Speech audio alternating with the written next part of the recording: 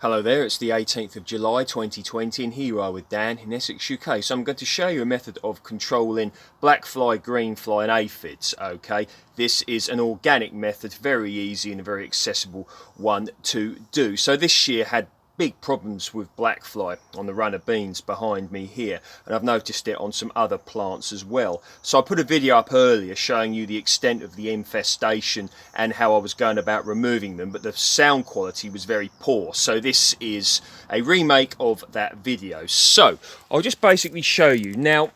As I stated before, I made a video earlier on, so I sprayed a lot of the blackfly off then, but they were all over the place, okay? So if I show you on this runner bean here, there you go, you could see blackfly on there. Now the way I'm going to remove them is by using this spray canister. So this is a hose lock spray canister. You can get these, you know, from a DIY store. I got this one from Homebase, I believe. You can get them from B&Q, get them off the internet, you know. And I like these hose lock ones because they're very sturdy and solid. The plastic is hardened. And yes, you may look at the price tag and gasp, but if you think this could last you many, many years, it's certainly going to be cheaper than keep buying sprays of insecticide for this reason. So what you want to do is give it a good pump like this. So in here I've just got tap water, okay, that I got from the outside tap. You could use rainwater from a water butt and, you know, go inside, get some water from there, from your tap. Okay, so it's very difficult to do this one-handed, but you may be able to see a few blackfly left on here. All you want to do is just proceed to squirt it like that, okay, and you can see that then blackflies have come off. And up here, look, I wonder if I can show you this in action. Hang on. Here we go. Can you just about see that? That's it. There you go. See them all falling off there? Now all you do is just literally spray like that. You've got to make sure you keep the pressure high. So here you go. Quite an infestation on this white flower one here. Okay, so just going to get that on there. Like so. Right, there we go. And all you do is just literally squirt them off like that. So you can see they really are falling off there. You can see just how different that looks now.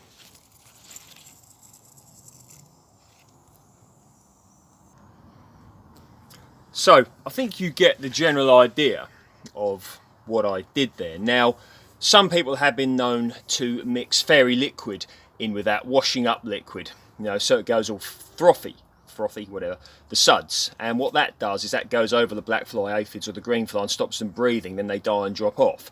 Now, I'm not doing that here. I have done that in the past, but this is what I'm going to be doing now. So I'm not going to make any judgments or give any advice on using fairy liquid, but the benefit of if you do use that is any that you miss, they will get covered with the soap suds and drop off. But I'm going to be sticking with this way for the time being. Seems to work very, very well. Now I had another question during the brief time that video was up earlier, and the question was, couldn't you just use a hose? Well, yeah, I suppose you could, but you'd have to be incredibly careful because, you know, you could very easily spray the flowers off. You could, you know, damage the leaves. You could damage the little beans that form on there. Be careful. And of course you've got to lug a hose pipe around. I don't use a hose pipe here. I water all with a watering can. So there we go. It's not that sort of thing that I do. But yeah, there you go. So bit time consuming. I spent a good probably 3/4 of an hour out here earlier doing that because I'd let the infestation get a little bit better, a little bit worse rather than I should have. But that's just how it is. You know, do 10-15 minutes a day and you should slowly get rid of your blackfly. So you want to make sure that you do get rid of your blackfly really, because you won't. Seriously, they do affect the crop. You know, the vigour of the plant, make them weaker. They're ugly as well. There doesn't seem to be as many ladybirds around nowadays as there once was, and you know, you can use this method on things like dwarf beans as well that I've done here. You could use it on roses, but of course once again you've got to be very, very careful with regards to, you know, spraying the flowers off. So yeah, all you need is some water, a hose lock sprayer like this or whatever brand you want to use. You know, hose lock in my experience has generally always been good. So there you go. So of course the added advantage you've got of using a sprayer like this with water in it is you are watering the plants as well.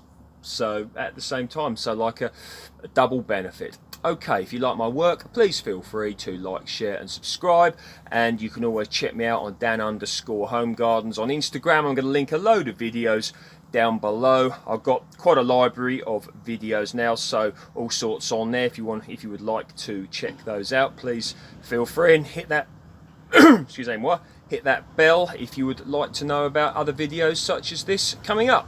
Thanks a lot. See you next time.